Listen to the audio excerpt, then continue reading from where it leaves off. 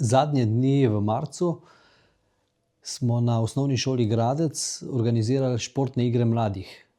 Organiziral jih je Zavod Športne igre mladih, zavod, ki priskrbi v bistvu vse. Organizira igre, organizira animatorje, poskrbi za nagrade, in skrbi v bistvu za to, da celotne igre dobro tečejo. Iger so se udeležili učenci prve triade matične šole in pa prve triade podružnične osnovne šole Hotič. Učenci so tekmovali v 3 kategorijah. Ena kategorija je bila atletika, tek na 60 metrov. Igrali so igro med 2 ognjema, in sicer na tak zanimiv, nevsakdanji način, ne na izpadanje, ampak na število zadetkov. To pomeni, da učenci vseskozi v isti zasedbi ostajajo v postavi.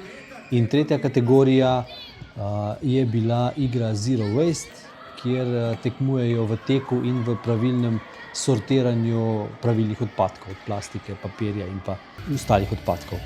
Imeli so uraden začetek, tako kot se začnejo olimpijske igre, tudi vključno s prižigom olimpijskega ognja, ki so ga prižgali z olimpijsko baklo, z olimpijsko himno, z maskoto, in potem z glavno rdečo nitjo celotnih iger, fair play in pa spoštujemo drug drugega.